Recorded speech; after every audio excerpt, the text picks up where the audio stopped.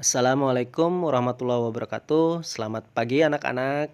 Berjumpa kembali dalam mata pelajaran biologi peminatan. Pertemuan kita kali ini kita melanjutkan materi-materi sebelumnya tentang macam-macam jaringan pada hewan. Hari ini kita akan mempelajari tentang jaringan otot dan jaringan saraf. Untuk itu, silakan kalian simak video pembelajaran berikut ini.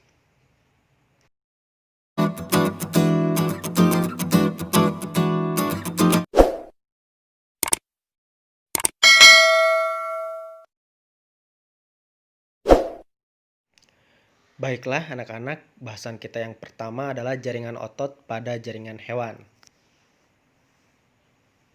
Jaringan otot. Pengertian jaringan otot merupakan jaringan yang memungkinkan hewan dapat bergerak. Jaringan otot merupakan alat gerak aktif. Berikut penampang pada serabut otot atau sel otot. Struktur jaringan otot. Jaringan otot terdiri atas sel-sel otot atau serat-serat otot yang tersusun dalam berkas-berkas. Setiap sel otot memiliki membran yang disebut sarkolema. Sarkolema memisahkan sel otot satu dengan sel otot yang lain. Sel otot juga memiliki sitoplasma yang disebut sarkoplasma. Serat otot disebut miofibril. Miofibril tersusun dari satuan-satuan yang lebih kecil yang disebut miofilamen. Miofilamen ada yang tebal dan ada yang tipis. Miofilamen tipis mengandung aktin dan miofilamen tebal mengandung miosin. Aktin dan miosin menyebabkan sel otot bersifat kontraktil atau berkontraksi. Pada setiap miofibril terdapat beberapa unit pita terang dan pita gelap yang disebut dengan sarkomer.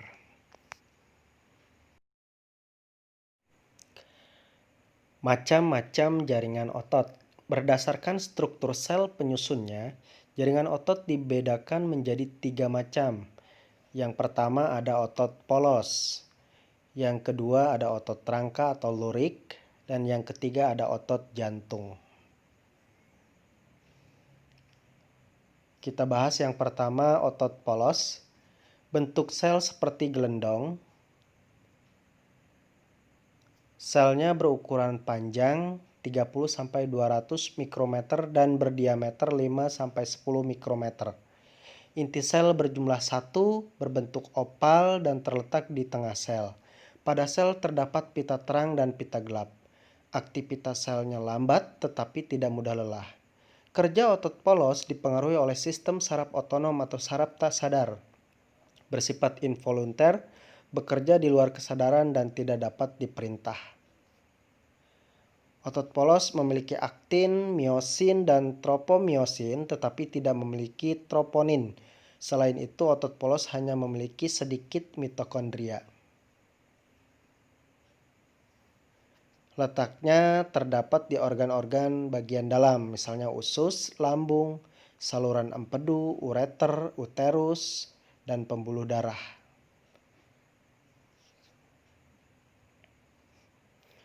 Yang kedua ada otot rangka atau lurik. Bentuk selnya silindris panjang. Jaringan otot lurik tidak bercabang-cabang. Selnya berukuran panjang 1-40 mm dan berdiameter 10-100 mikrometer. Memiliki banyak inti sel dengan bentuk silindris dan terletak di bagian pinggir.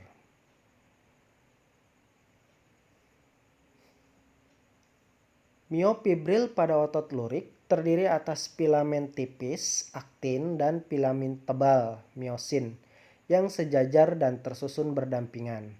Aktivitas selnya cepat tetapi mudah lelah. Kerja otot lurik dipengaruhi oleh otak sehingga bersifat volunter, yaitu bekerja di bawah kesadaran dan dapat diperintah. Memiliki banyak mitokondria. Nah, otot lurik biasanya melekat pada rangka dengan perantara tendon. Selain itu, otot lurik juga terdapat pada lidah dan bibir.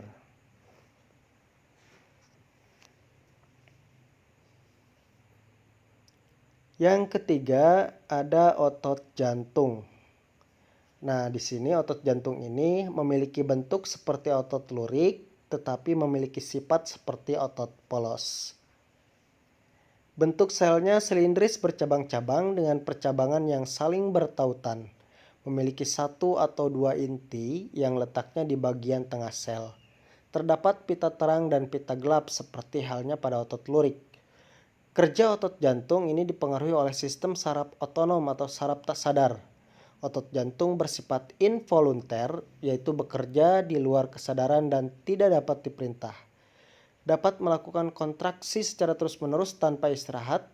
Hal ini dikarenakan otot jantung memiliki banyak mitokondria, mioglobin, dan menerima suplai darah yang mengandung oksigen dan nutrisi secara terus-menerus. Di dalam otot jantung terdapat serat Purkinje, yaitu serat otot jantung khusus yang mampu mengantar impuls. Oke, anak-anak, kita masuk ke pembahasan terakhir yaitu jaringan saraf. Jaringan saraf adalah jaringan yang berfungsi untuk mengantarkan impuls atau rangsangan. Jaringan saraf mengantarkan impuls dari alat-alat indera ke pusat saraf seperti otak dan sumsum tulang belakang, serta mengantarkan impuls dari pusat saraf ke organ lainnya. Jaringan saraf tersusun dari dua macam sel, yaitu neuron atau sel saraf dan neuroglia atau sel penyokong. Struktur neuron sel saraf. Setiap neuron terdiri atas yang pertama ada badan sel atau yang dikenal dengan tubuh sel, merupakan bagian utama dari sel saraf yang mengandung bagian-bagian yang umumnya dimiliki oleh sel, seperti dendrit, kemudian akson. Fungsinya untuk menerima rangsangan dari dendrit dan meneruskannya ke akson.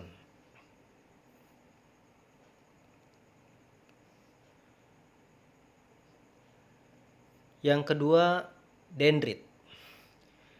Dendrit ini adalah cabang dari neuron, fungsinya mengirimkan impuls ke badan sel saraf.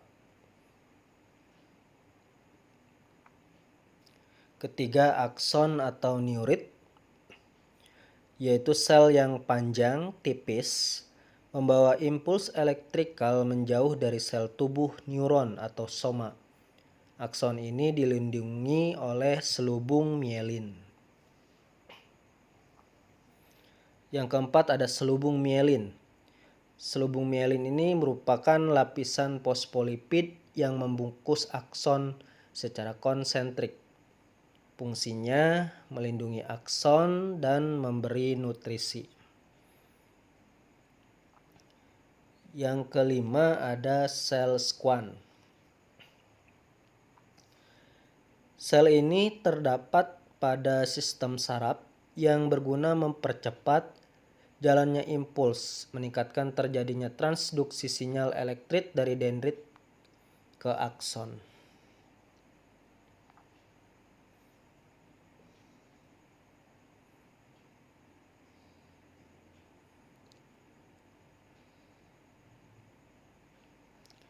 Selanjutnya ada nodus Ranvier.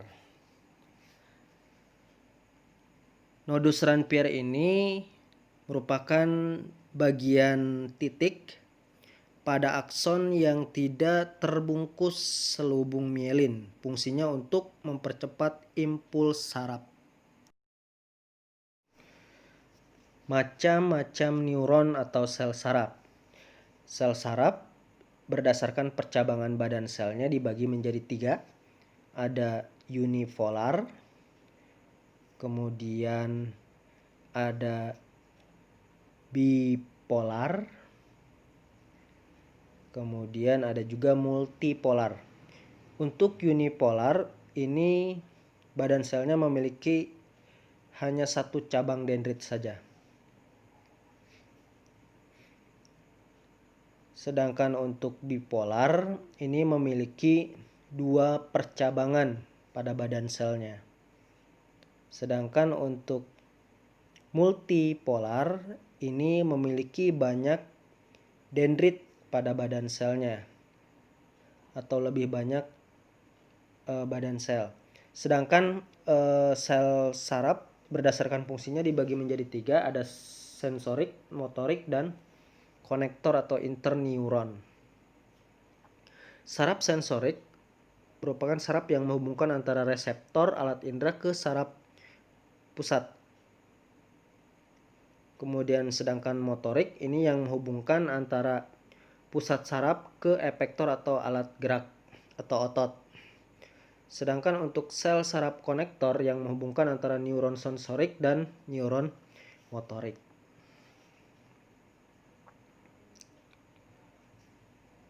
Selanjutnya ada neuroglia atau sel glia. Merupakan sel-sel yang berfungsi sebagai pendukung kerja sel saraf. Neuroglia juga membantu sel saraf agar dapat menjalankan fungsinya dengan baik. Neuroglia terdapat pada sistem saraf pusat maupun sistem saraf tepi dengan jumlah yang mencapai setengah dari jumlah neuron. Fungsinya menyediakan nutrisi bagi sel saraf neuron, membentuk selubung mielin pada sel saraf, mempertahankan keseimbangan tubuh, dan menyatukan jaringan pada susunan saraf pusat. Berpartisipasi juga dalam transmisi sinyal sistem saraf. Demikian pembelajaran untuk pertemuan kali ini. Mudah-mudahan bermanfaat. Selamat belajar dan tetap berada di rumah. Wabillahi taufiq wal hidayah. Wassalamualaikum warahmatullahi wabarakatuh.